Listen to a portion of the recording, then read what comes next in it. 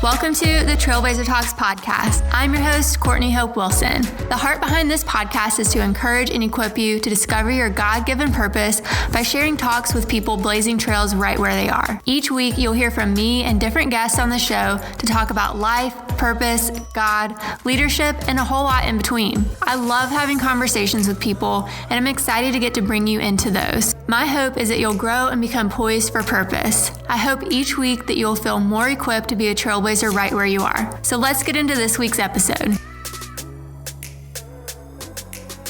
Hey guys, I'm so excited for you to hear this week's conversation with my friend Jeanette Tapley. She loves all things friendship, laughter, and a good cup of coffee.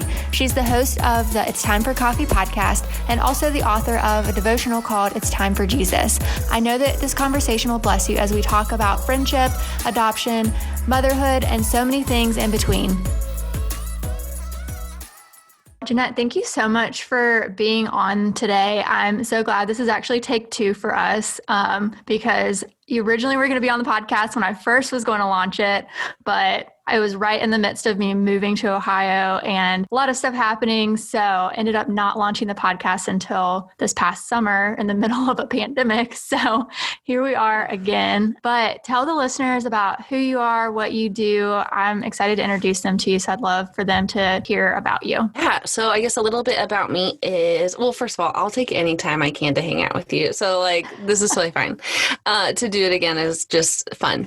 But yeah, so I am a podcast host and an author. We have so much in common in that aspect. I host the podcast It's Time for Coffee, and then I have a devotional called It's Time for Jesus. And so it's just kind of everything I do on the online space is to create and cultivate deeper friendships. One, because I love to be friends with everybody, but two, because I want other people to have deep and meaningful friendships. And so I kind of want to be known for that. I want people to know that man, Jeanette's the one that's going to connect us to other people, or she's the one that's going to show us healthy, sweet friendships. And while it's not easy, it's a lot of fun to kind of work in that space. And while the internet is a very fickle place, it's a lot of fun just to hang out there. So I'm a mom of three. I have big kids now. I have a 14-year-old named Zeke. I have Titus, who's 12, and then Zoe, our daughter, is adopted, and she's deaf,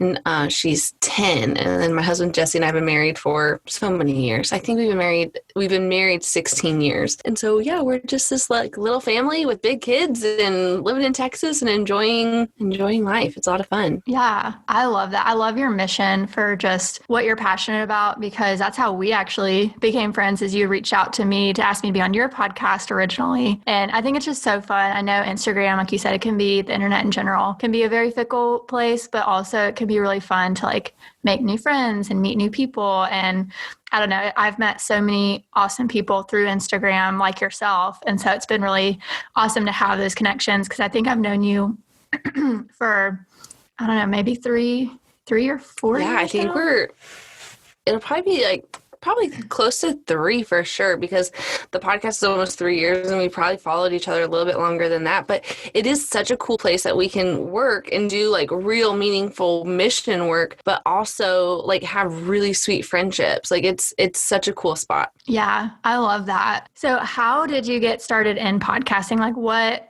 brought that to your mind that you're all of a sudden hey, I think I'm going to start a podcast? What was that journey like? Yeah, it was fun because podcasting, even 3 years ago, podcasting was still fairly new. You had the top podcasters, especially in the faith-based area. So I would listen to the ones I loved, and I would be oh man, I would ask them this question, or I would ask them this question.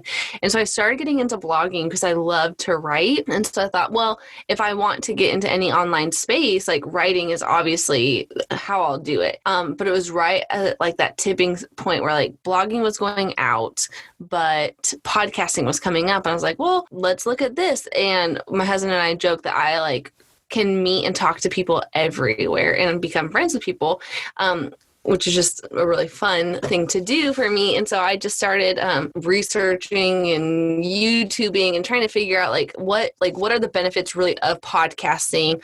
Why would I go podcast over blog? Could I do both? What is, as a mom too, what's my threshold within this space? How much money am I willing to put up front? All this stuff. So really it came out of kind of idle hands. Zoe had just started school.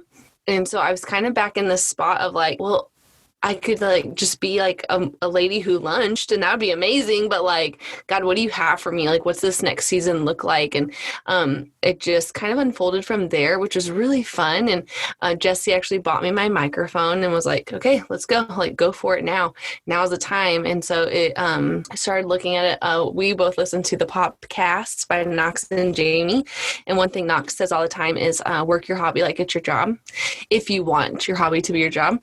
And so that's the attitude I took on podcasting was I'm going to work this like it's my job until it is my job. And now I legitimately have a full career in podcasting and helping others podcast, managing a network, all of that stuff. So it's been a really fun journey these last couple of years. Yeah. It's been fun to watch you grow with it too over the past few years since I've been tuning in, and I listen to the podcast too. So love that show. But what does that look like for you taking it further with taking it from just your podcast? And I think you produce podcasts and edit them. Is that right? And then you said there's a network now. So what does that look like? Yeah. So for a while, the first couple of years, I managed and produced mine and a few other shows. And then in the last 6 months, 8 to 6 months, it's just been a season of change, and it's been really it was a weird change. I felt I felt the winds kind of turning. It kind of felt like Frozen 2. Where you can just leave it to me to pull in some Disney stuff. You could feel the change happening, but I didn't really see or know why. And now kind of looking back in the last few months, I'm like, oh, okay. So God actually knows what he's doing. This is amazing. And so I was running my own business, and it was so much fun, and it was so great. But now, like I said, looking back, I can see I was on that tipping scale of burnout. I was editing and managing probably 9 to 10 shows a week. And just on that, and I wasn't giving I didn't have any extra for my stuff. I didn't have any extra to pour into It's Time for Coffee or the next book projects I want to do or anything like that. So I was just kind of working for other people, which was so much fun and so rewarding, but kind of draining. And so I was approached by my friend and boss now. He was like, hey, I really need some help. Can you come work with me? And so I kind of took this crazy leap of faith, and I still edit and manage a couple shows on the side as well as my own. But I jumped into this network managing role where I get to now hang out with some incredible podcasters and advise them or help them and take their shows another step farther and really just kind of cultivate community, which when he gave me he's like, we had our meeting, and I was like, well, I just don't know that I'd want to leave something I've built. And he was like, hey, I'm not trying to be the man that comes in and takes, what you built and squanders it. He's like, I see you in a role as community and growth. I need somebody who's going to cultivate community, who's going to help us grow, and who's going to level us up. And when he said that, I was like, that's exactly what I want to be. I want to be known for community and growth. Whether it's growth in podcast numbers or whether it's growth in spiritual and all community. I was like, okay. So as soon as he gave me that title, as soon as he's like, here's this title I'm going to leave you with. And I was like, you got me. That's it. That was it. So all of that to say, I've done a little bit of everything from podcast starting up to editing and producing to managing and all of that. And so I'm thankful I have had my hands in just about every aspect of podcasting because I know it pretty well now. I love that. I didn't know you were doing some of that stuff now. So I think that's really cool because like you said, you've have your hand in every aspect of it. So now that you have had your hand kind of in every aspect, what tips would you give somebody like me or whoever else who's wanting to start a podcast or who maybe just recently started one? What kind of tips would you give for the beginners who have that dream? Say, go back to the why. like who you're talking to and why every week. Who are you talking to and why are you talking to them? Because there's that thing like in our industry or whatever, it's like if you're talking to everybody, you're talking to nobody. And that's so true. If you're talking to the masses, yeah, you're talking to the masses. But podcasting is so unique in the sense that it's almost like one-on-one. Like we're doing this work together, you and I here, knowing that there's one person who's going to put their headphones in and we're talking to them. And so it's a really cool situation to say, like, I'm going to choose, like, as a listener, I'm going to choose to listen to Courtney's podcast or Jeanette's podcast. And we need to know who that person is and why they're going to choose us. Because podcasts there's a ton of them, but when we want to stand apart and be set apart, but for what reason? So I always say, who are you talking to and why are you talking to them? That's where I go every single week with my podcast. Who am I talking to? Like, I know I'm talking to a friend of mine. Like, I know this person is going to probably walk through the aisles of Target with me in their headphones. And so, like, why am I talking to them? Well, I want to encourage them. I want them to feel heard and valued and never alone. So what kind of conversations am I bringing to the table to ensure those things? I love that. Because I think that we could have all the tips in the world about use this platform or try this or whatever. But if you don't know who you're talking to or why you're talking to them, like you can have all the best technology in the world. Like I've heard that with photography, like you can have the best camera in the world, but if you don't know how to use it or what your purpose with it is, then you're not going to get too far. So I think that's really great advice for people. And I think that translates to just about anything you want to do, whether it be blogging or podcasting or starting a business. If you don't know who you're talking to or why you're wanting to talk to them, I think that it can lead to burnout really easily if you're not sure why you're doing it or if you're just in it for the money or to like make a quick buck or whatever. Because I know from my experience, the money doesn't come very quickly with this kind of stuff. Like, so if you're in it for the money, it's going to be a while. Yeah. And even going back to that, Instagram is kind of fickle. It's even, I don't want to say our listeners are fickle, but like you almost have to be bringing worth every week without like that pressure, but you have to just be meeting them where they are every single week. Otherwise, you're just more noise. And I know you and I are absolutely against just adding to the noise. We want to add value. And so there's times where these thoughts get really overwhelming in my head. And I'm like, I don't want to do this anymore. This is way too much pressure. It's too much. But then there's also like, okay, there's deeper calling here. Like we both believe that there's deeper calling in what we're doing. Therefore, really be honing in on that who and why is really important. Yeah. Yeah. Okay. So you also wrote the book you talked about, It's Time for Jesus. Tell us more about the book and what inspired it and kind of what the book is about. I know it's a devotional, but I'd love for the listeners to learn more about that book. Yeah, it's so funny because I've known I wanted to write a book forever. And this was not the book I thought I was going to get to write. Like, I was like, I'm going to write about my life and my stories. And God's like, nobody cares about that, Jeanette. So this book is really birthed out of my journals, I'm like sliding it out of here so I can like look at it. It's out of my quiet times with the Lord and really kind of pouring my heart out and telling him and like kind of like begging him to change me, like make me who you want me to be, like shape my heart, change me. Like, and it was really clearly said one day, he like, you know, like that heart feeling the Lord said, that kind of thing was like, I made you the way I made you because I want you to be you. So I was like, oh, like you made me this way. Like you don't want me to change and be this whole nother person. Like you like me the way I am. Do we need refined and kind of like humbled daily? Yes, absolutely. And so that's kind of what the book is. It's, believing the truth of who you are right where you are. And it's just 30 days. And I broke it up to where it was like 5 days and then like a rest day or a Sabbath, just like light days, because I'm not great at doing devotionals on weekends. Like your rhythm is kind of off. So when I was writing, I was like, oh, I get to write this how I want this to look. So it was great. So there's journaling and Sabbath days, and it talks just about, it's kind of heavy in our adoption story. I feel like that's when God really, really kind of broke those walls probably in me the most, because I kept just wrestling with him in some crazy ways that I just didn't really realize until I wrote it. But there's just so many stories. There's like Veggie Tales in it. There's Disney in it. There's a story about Shadrach, Meshach, and Abednego, but I can't get past like Rack, Shack, and Benny. So like they're in it, you know? So it's just, it's that thought process of like, maybe you feel alone and you are chasing after this idea of God and who he wants you to be, and you just can't get past that. And it's like, okay, no. Like, we're going to sit and we're going to have coffee every single morning, and we're going to talk about who you are, who God created you to be.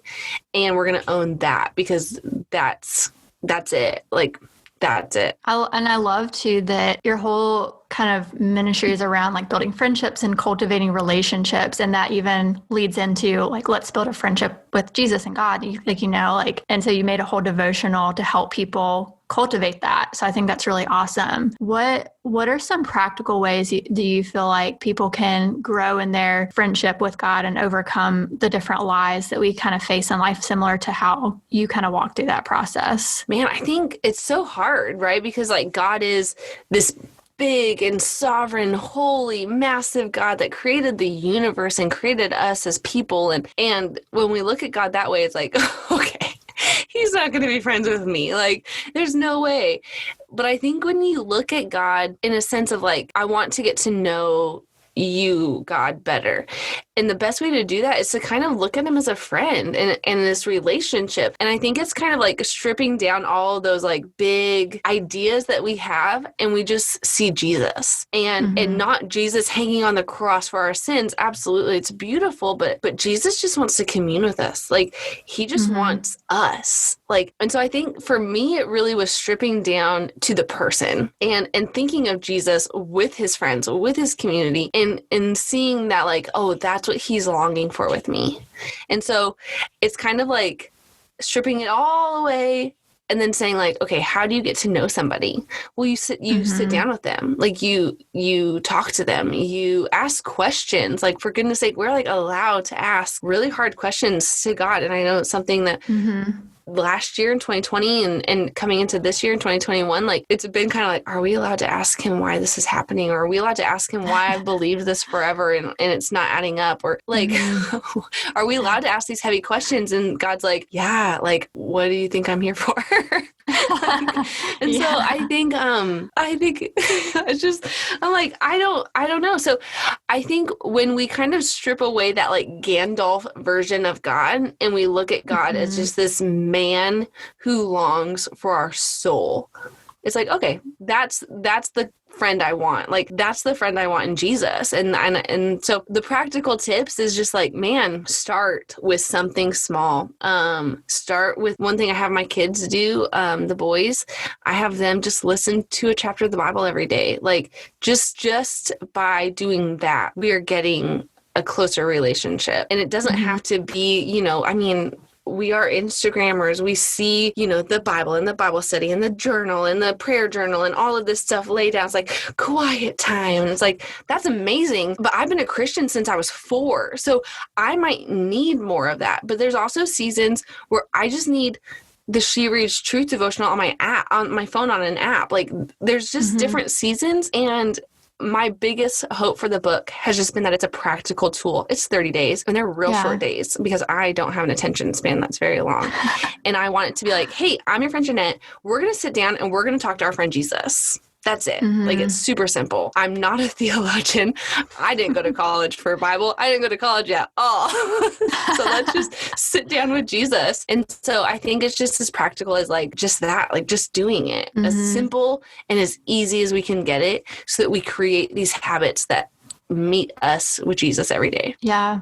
Well, and I think that what you just said is really good for people to hear, because like, you don't have to be a theologian. Like, Jesus didn't come for everyone to be this like great theologian who, whatever. Like, I think it's great that there are theologians out there, and there's a lot of people I follow and have friends who have gone to school for that. But I think that like one of my favorite songs is A Simple Gospel, because I feel like that's literally why like Jesus came for a simple gospel. And so I think that that's beautiful that your story is what it is, because that shows somebody else that, hey, I don't have to go to Bible college in order to be able to read the Bible and spend time with God.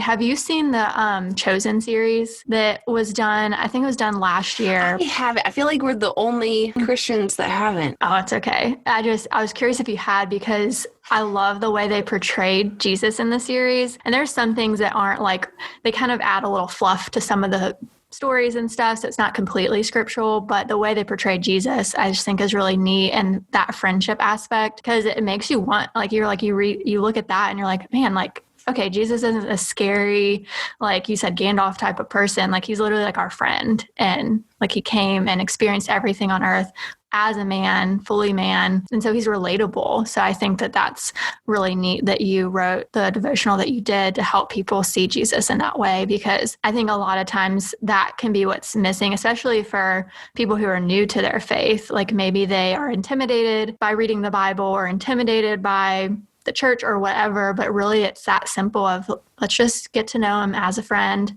just like you would somebody else, and read his word and see what it has to say. And, that leads you to knowing kind of best practices for your life and overcoming the lies and knowing who you are. And so I think that's really awesome that you wrote a whole devotional on that. So going back to what we were talking about earlier of friendship, I know you're a big advocate for that, and you talk about that a lot on your page.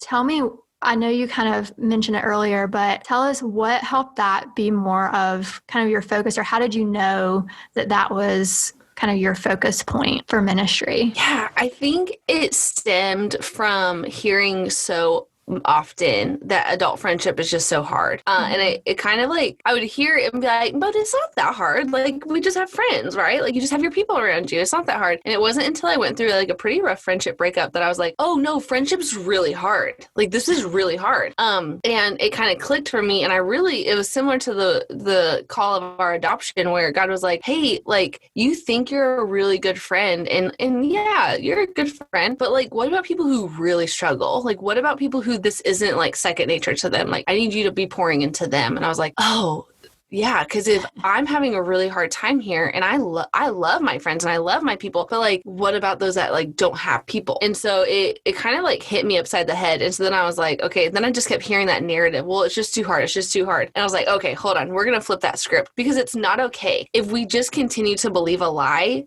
then it becomes truth at some point. And our generation is better than that. Like, that's just where I'm at. Like, no, we won't do this. Like, we're going to be the generation that says we make room for our friendships. We make room for relationships.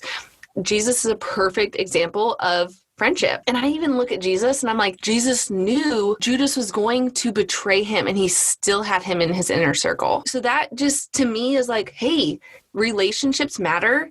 And if my dad's a pastor, and so like, Jesus is a model of everything we do. And that's just how I was taught. Like, for random example, my dad won't be cremated because Jesus was buried. That's just what we were going to do. Like, we know these things. Jesus is our example. And so I look at Jesus as the example for friendship, and he was in his 30s and he was like, peace out, y'all. This is too hard. No, he was like, okay, you're going to come with me. We're going to do ministry. We're going to do life. We're going to do everything together. And on top of that, he had people that he connected with on the road. So Jesus had Mary and Martha and Lazarus as his closest friends, and he wept and grieved over Lazarus' death. And so when I hear, like, nothing boils my blood more than hearing adult friendships are just too hard. And it's like, no, they might be hard, but when did we ever become, well, 2020, when did we ever become a culture that was like, this is too hard, so I'm just going to give up? It's like, absolutely not. Like, we have to be a generation that leads friendship well. Otherwise, our kids aren't going to have good friendships, and their kids aren't going to have good friendships. And then we're just going to be isolated. I think it was one thing 2020 showed me so much, was that isolation and being homebound doesn't have to be the ender. You know what I mean? Like, we're able to do church online. We're able to, like, I had coffee with one of my dearest friends in Florida on Sunday because we were on Zoom or FaceTime. So it's like, if it's important to us to have relationships, then we have to show that. And so that was kind of like a long roundabout way of saying like, this is how God fired me up for this calling.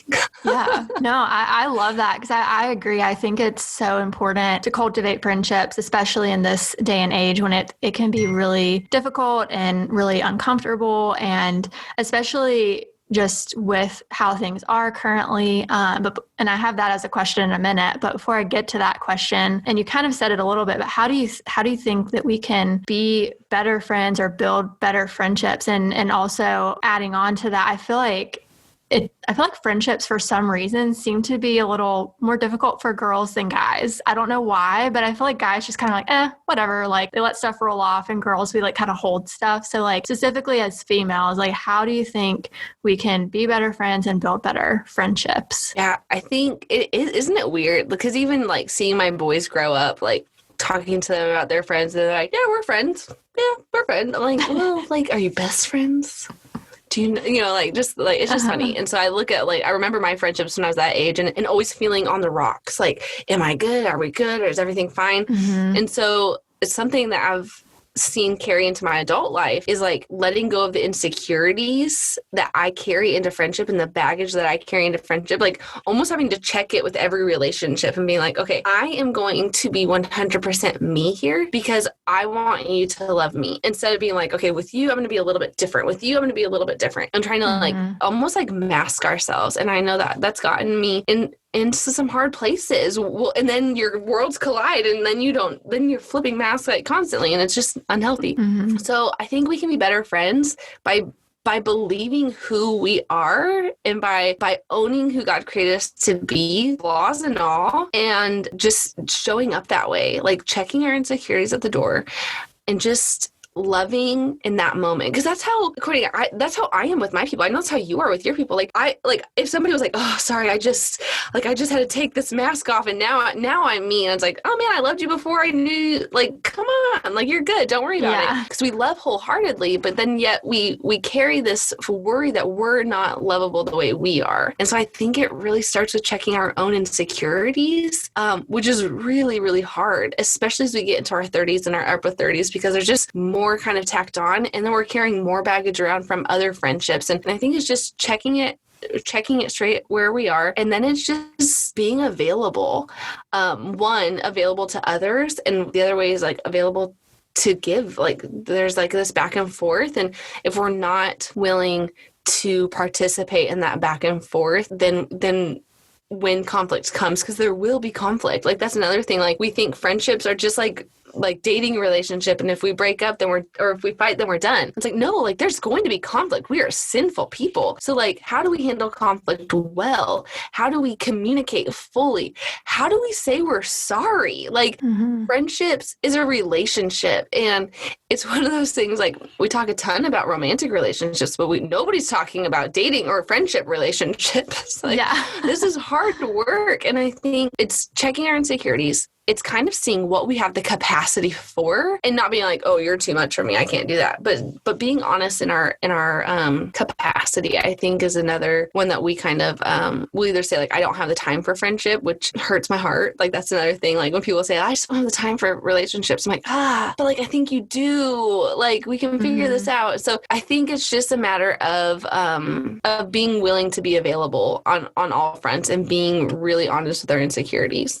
Those are really good points, because I know that I think sometimes insecurity can also be masked as like pride or something like that, or vice versa. And so I think that when we can lay down those insecurities or be confident in who we are, or even lay down some of that pride at times where it can be hard to be like, oh, I messed up, or oh, I was actually wrong here, or whatever. I think that leads us to have better friendships. And like you said, I mean, friendships are just as much work as a like romantic relationship. And honestly, I mean, the breakups hurt worse than romantic relationships, because I've been through friend breakups too. And it's happened more rarely than a romantic breakup type of thing. You know, I feel like we go through more romantic breakups than friend breakups, but I feel like the friend breakups are a little bit almost more impactful, because that's the kind of people you feel like, well, like a lot of times it's like, oh, we just kind of outgrew each other and you kind of casually part ways. But the ones that like you actually have to like talk about it and be like, yeah, we're just not gonna be friends anymore. That's, I feel like, even harder. But my next question, kind of leading into what you talked about, hard conversations, how do you think we navigate those hard conversations well? And how do we also, this kind of has come up more in the past year, but how do we kind of draw boundaries in friendships in a healthy way when we see things differently so that we can still, love each other and still remain friends as much as possible? And I know that's like a tough I'm an question. Enneagram 9. I hate conflict. And so boundaries are hard for me because I just want to please everyone. I just want to like, yeah. Oh, okay. And it's really hard, especially now when we say like, my eyes are open, yet you're not going to have these hard conversations. Or you're going to say, man, I have believed one way my whole life. And now I'm seeing how wrong I am. Or now I'm seeing like, we can't go on this way and stuff like that. So I think that there's, I have had some really healthy conversations with people saying like, man, I like even in this last week, like, I'm like, this is my heart is hurting and I can't quite put my fingers on it. And I'm just like wrestling and been told like, well, it's not that bad. I'm like, oh, but it is. And so I think the thing that I am doing, and it's like such a wrestle within me, like even just thinking about like these conversations it just makes my stomach hurt because I've had to say like, we don't agree. We just don't agree. And saying like, we don't have to agree. Like, it's okay that we don't agree.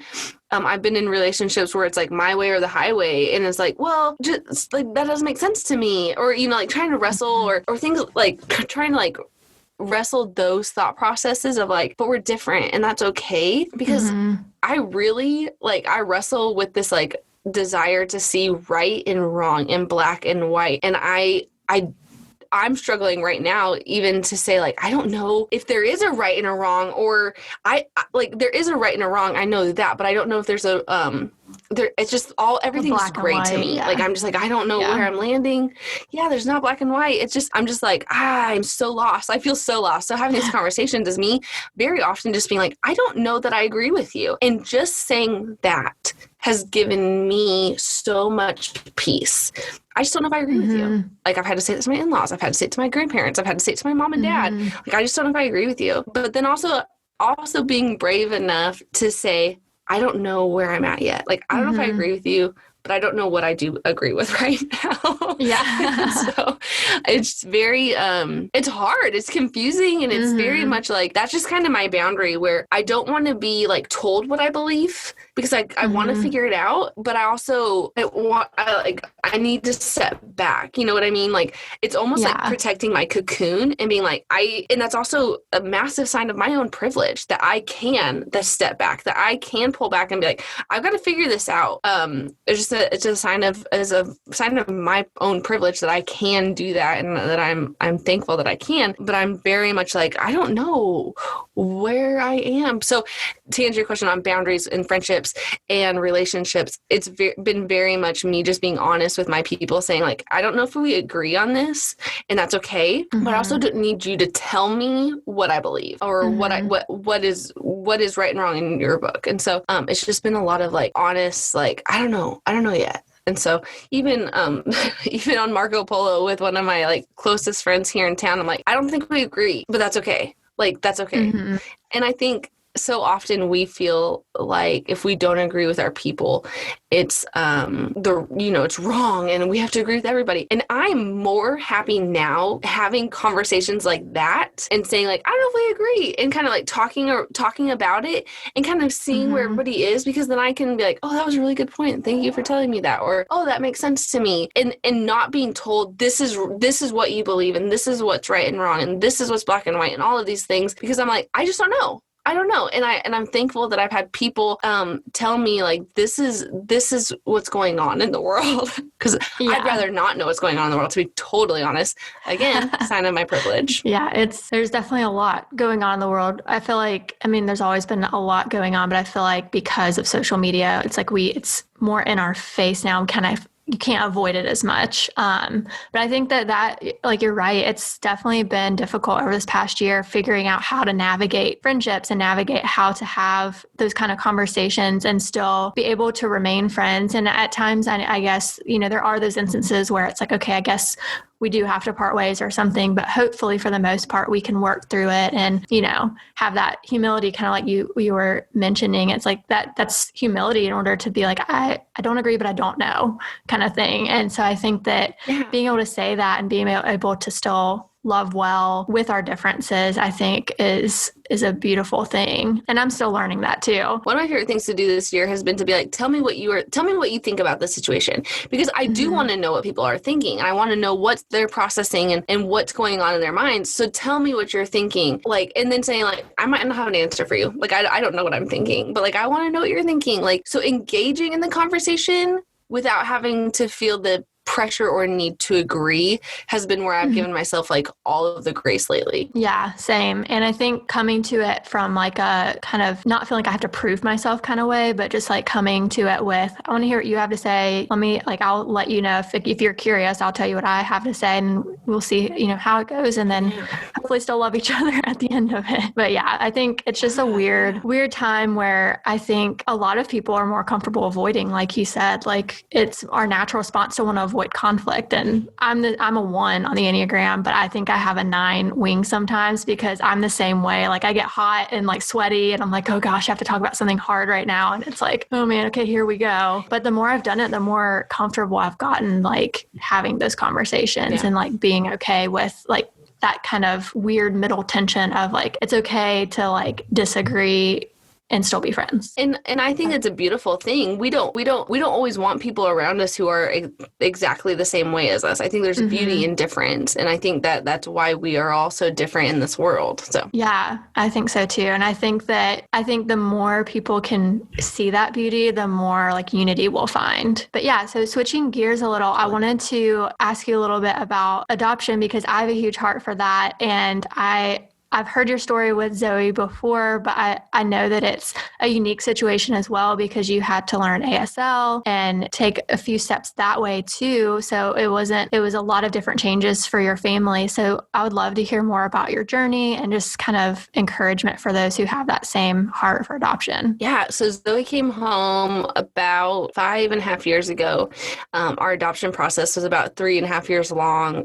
So we just kind of like waited and worked and did everything we needed to do for that amount of time, just anxiously awaiting her arrival, like the longest pregnancy in the entire world. Granted, there are people who have waited way longer to get their kids home. So our process was just so interesting because we get asked the most if we knew Zoe was definitely adopted her. And it's such a crazy thing that like we asked for a deaf child. Like we actually had the choice, which is so weird. Adoption's so weird.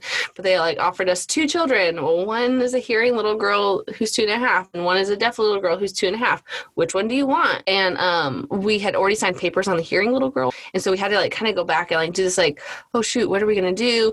While we knew exactly what God wanted us to do, we were just like really wrestling with that decision because with that comes learning a new language, figuring out schools, how will she communicate with her friends, like all of that stuff. So there was a lot of fear kind of going into that. There's also just like an assurance, like, yeah, this is like Zoe is ours. And so we said yes to Zoe and the other little girl got adopted, signed on like right away, which was great. And so we just jumped into this world that like we knew part of because Jesse's aunt is a deaf foster mom. So we kind of had like some guidance here and it was really, really good. But man, when she came home, it was sink or swim. Like she didn't have any language. So we had to teach her ASL as we learned it. And so then we're like, teaching it so she knows sign and so she knows language. And then she started school about 6.5 months after she came home. And then she just like started soaking up. I started signing.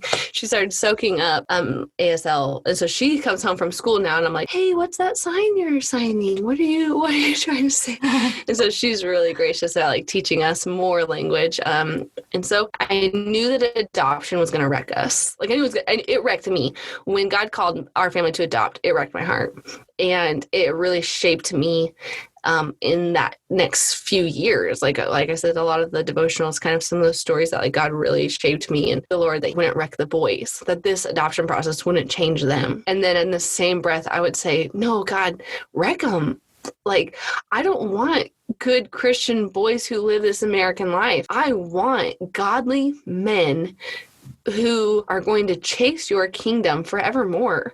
Like, that's what I want. And so I'd be like, Lord, don't let this ruin them. God, ruin them.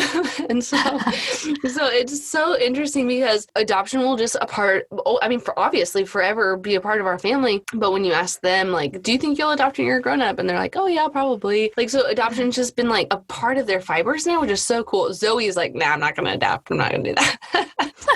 I'm like, really? You know what? And so the adoption process wrecked all of our hearts to see the orphan crisis as it is, which is so broken and so terrifying all over the world. But then also we talk a ton about like our adoption process into the family of Christ. And so it's really like, that's a really fast rundown of our adoption. But at the same time, we've had the coolest conversations with some of the coolest people because of adoption. One of our favorite conversations was at Disney World. We were in line to meet Mulan. So fun. And this couple came up behind us and they had pins on, like the trading pins at Disney, and Zoe wanted to trade pins, so I'm like signing. Well, it's a gay couple and they're from Austin, so we just like had this really cool conversation, and they're talking to us about adoption. And so like we had this cool conversation about Zoe, and we made a promise to an agency. So silly. We made a promise to an agency that whenever we shared our adoption process, we would always share the gospel. And so that's what we do anytime we talk about adoption. And one, because we made that promise, but two, is because, well, we adopt because God adopted us. Like, that's just what we do. That's what we believe. And we walked away from that conversation having shared the gospel with this couple, and saw them later throughout the park, and like, hi, like, it was just this sweet time where we get to share the gospel with people who will probably never cross our path again. But adoption's given us such a beautiful seed to be able to spread. It's really cool. And so if you have adoption on your heart, man, first of all, like, the human side of me is like, pray hard to make sure you're really hearing the Lord. Like, really make sure you're hearing God. And then two, I would say just start the research. Like, what does it look like? Is it fostering to adopt? Is it being a respite care? Really caring for the orphan is so vast. There's so many opportunities for us to do that. And right now it's so needed. I mean, across the board, respite care, foster care, adoption from foreign countries, everything is so needed. So just being kind of clear with God about like, okay, where do you want me to go? And then two, like, show me when, God, like, show me when. And Jamie Ivey said on her podcast years ago, but or maybe it was Aaron said it in a sermon. One of them said, you'll never miss your child. Like, you'll never miss your child. And so if God has called you to adopt, know that your journey is already in his timeline. He knows the path you're going to take. So just know that, like, because I'm a rusher, like, I'm like, God told me to do this. I'm on it. I'm doing it. I'm going. And I would be very, quick to do stuff. I'd be like, oh, there's no way we'll ever miss our child. Like, we're obeying the call that God has given us. We're walking these steps. We won't miss out. The human side of me is like, I got to get this done right now because everything's going to implode if I don't. And it's like, okay, that's very dramatic. You're fine. So those are like my biggest things. Just like pray.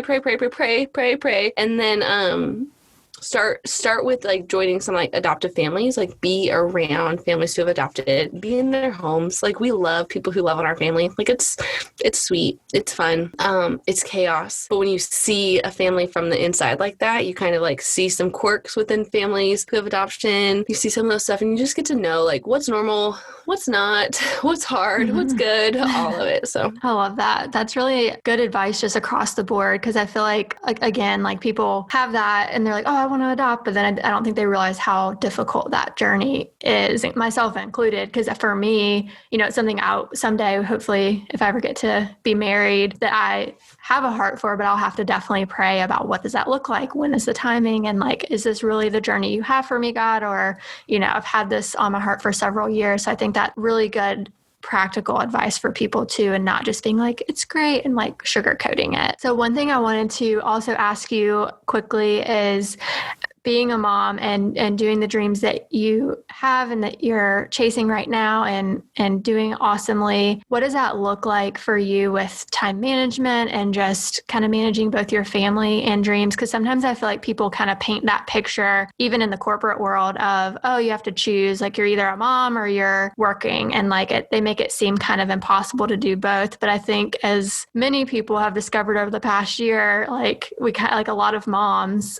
at least all of my friends, you just kind of got thrown into all of it all at once, where your school and job and family's there all the time because everyone's at home. So what advice would you give to other moms? Yeah, well, and I always like to tell people, like, hey, I did not jump into this world until my kids were big.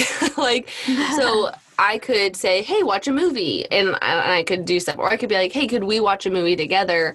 And I'm going to put my headphones on and I'm going to teach myself how to edit. And so, because I've been doing this 3 years. So yeah, like even Zeke was 9, 10, maybe 10 when I started. So they were big. And Grant's always smaller, and she's always needed a little bit more of me in those seasons. But like I have a friend who is getting ready to have a baby, her last baby, and I'm like, I always like love that preface of like, my kids are huge, giant people who can cook dinner for themselves. So I like caveat. Oh my gosh.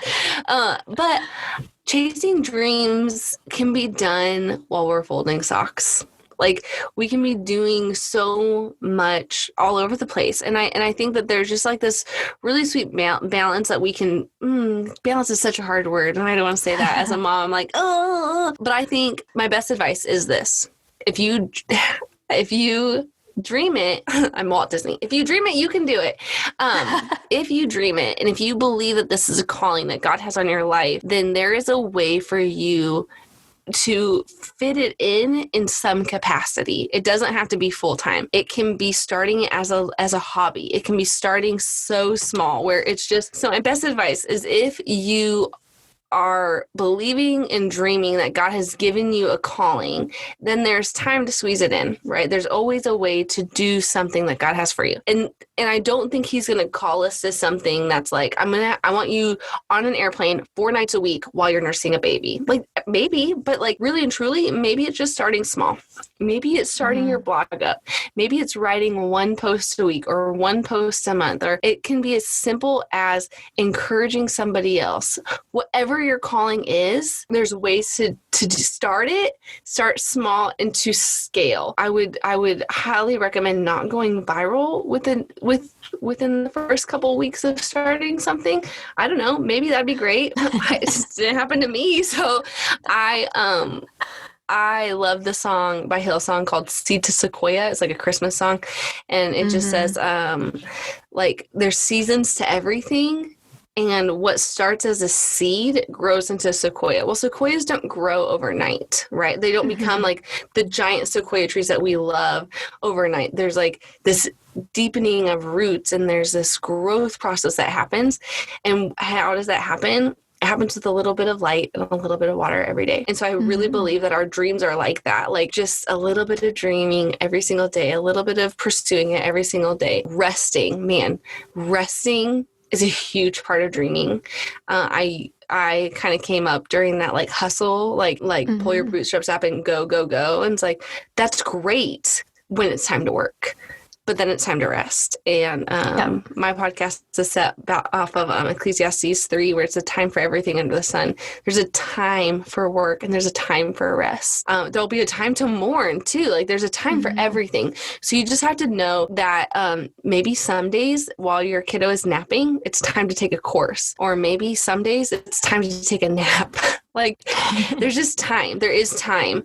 And I know that if I looked at my screen time on my phone, I'd find more time. So it's my best advice is like, just look at your time and know that you do have time, but it doesn't have to be working a full-time job. Like, by all means, I didn't start my podcast by working a full-time job.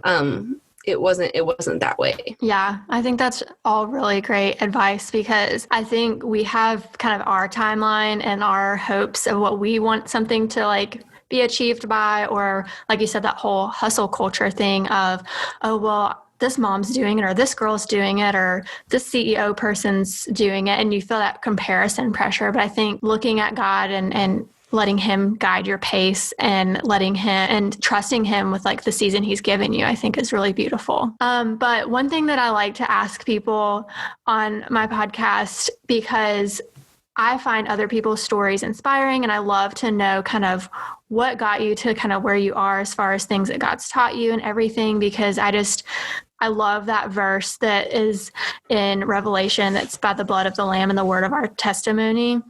because I think our stories are powerful and God gave us each a unique story. So one thing I love to ask people who are on the show is, what is one piece of advice that you would want to kind of leave with the listeners, or something that God's been kind of teaching you in this season that you've kind of learned along your life or your trail? I think it kind of goes back to that seed to sequoia. I think this past year has been really, really like, he's shown me like, hey, we've built up some really good roots. Like you've done a lot of work, and like, it's funny when you like plant a seed and then you kind of like water it and you're spending all this time, you're like waiting for it to grow and you're like, what is happening here? Like, why is it not growing? And all of a sudden that little sprig pops up and you're like, oh my gosh, it's growing. I feel like this year has been like that little sprig has popped up and I've been like, oh my gosh, God, we're growing. We're doing it. And he's like, yeah, I told you we were doing something here. And I'm like, I'm seeing the growth now. Like, this is so exciting. And it's not this crazy giant tree I thought it was going to be. It's this little delicate, sweet sprig. And he's like, yeah, that's exactly what we're doing here. Like, good job, Jeanette. Like, okay. But it's that the growth process it matters. Those roots really matter. Man, I would really hate to have weak roots. Mm-hmm. Ooh, that's good. Roots are so important, and that's my hope through this podcast, is to help people, have roots, but also that other people's stories would inspire them and show them like, hey, this is possible. Like, we're all blazing our own trails and we're all on our own journey, and we just have to, have deep roots and trust God with the process. So just to end on a fun note, what are some things you're enjoying lately, or some of your favorite things that have kind of been bringing you some joy in this season? I have been loving an oat milk lavender honey latte. It's so good. Ooh, I've had one of those. It is really good.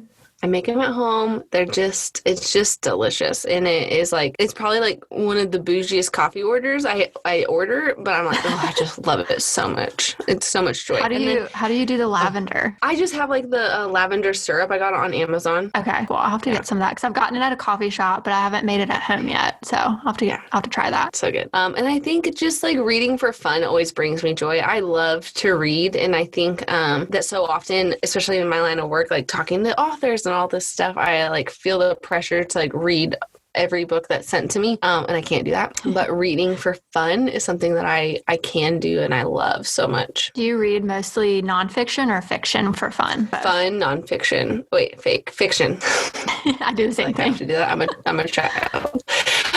Yeah. So in the mornings, I try to like do my Bible study, and then I try to spend 20 minutes a morning just reading a nonfiction book, because I do have so many author friends and books that get sent to me, that I try to read those in the morning for 20 minutes. And then at night, I'll always read a fiction book at night when I go to sleep. I love that. What fiction book are you currently either reading or recently read that you like? I think it's called This Time Next Year, and it's cool. I'll have to look it up. I haven't read fiction in a while, but I want to read more fiction this year. I have a couple that I would that I would recommend too. One called One to Watch. It's kind of like a Bachelorette parody book, but it's really good. Mm-hmm. And then this one, This Time Next Year, it's really good. I think you'd like it too. Ooh, I'll check those out, and I'll put them in the show notes for the listeners. Yeah. So is there anything that you have coming up, or anything that you kind of have on the radar that you want to share with the listeners, or anything you want them to be sure to check out? I know for sure check out her book and her podcast. I'll make sure to link those in the show notes, but is there anything else coming up you want to make sure that people know about? That's mostly it. It's just the book and the podcast, and just hang out on social media. Like, that's just like the best time, right? That's where we deepen our relationship. How can the listeners connect with you? What's your Instagram, all that good stuff? Yeah, I'm just at Jeanette Tapley on Instagram, and then on Facebook, if you're on Facebook, at the Jeanette Tapley. I'm not on TikTok because I feel like I am too old for that. But Instagram is like the place I am always at, or my website, JeanetteTapley.com, or it's timeforcoffeepod.com. Awesome. Well, thank you for being on the show. Thank you for sharing your stories and your wisdom. I know that this will encourage so many people, and I really, really appreciate it. I'm so thankful for you. You're so great.